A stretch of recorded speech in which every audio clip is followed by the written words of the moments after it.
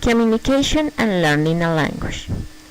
Pedagogy is an art and a science which has as the prior role for the student, while education is the process where knowledge flourishes. The learner assimilates how to discover information. An approach is the way we follow to get knowledge, those techniques and methods. It is important to reflect about how the education is developing nowadays. It looks like a mechanism system, but we are humans, hence the best schools consider the context.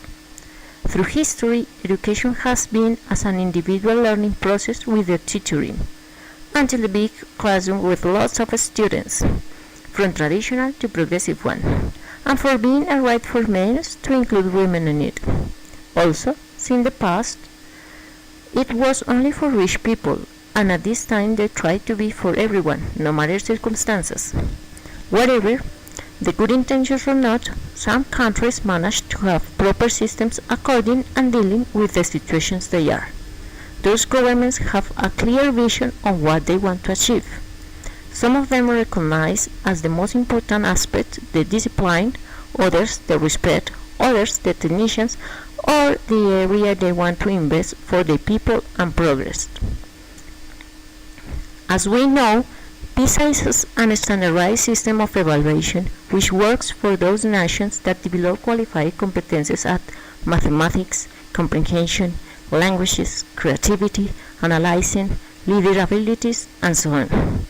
But in Colombia, we try to apply the exam that assesses those capabilities that we do not practice at schools.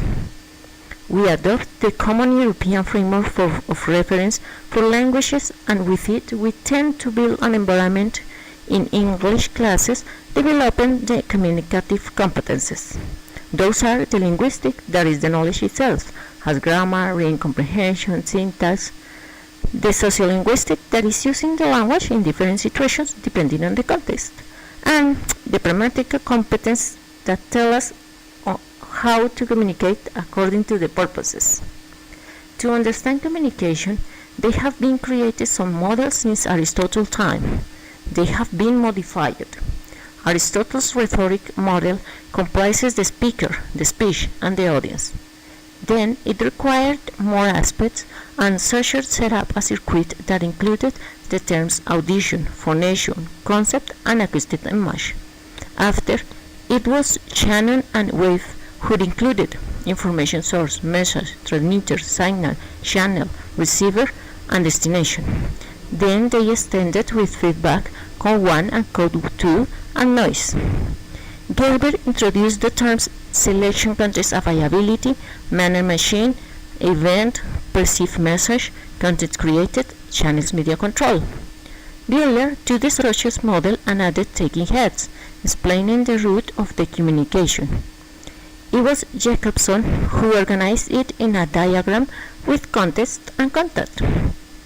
Watzlawick, Revin, and Jackson made a diagram of communication as a continuing progress from one point to another. And Jules von Thun drew phrases with 4 different features by producing and receiving the messages. Those are the factual information, self-statement, relationship, and appeal. These tell us that communication and learning a language depends on the context, situations, personal experiences, and based on that, some skills can be improved more than others. If we come back to the CEFR, we see that the European Council standardized as much as possible the competences a person may have to learn a language. It is a guide to follow for learners, for teachers, and it includes explanations about how to deal with tasks, activities, strategies, evaluations, and etc. It helps a person to understand his or her needs, progress, level, competences, and the skills to be developed. Thanks.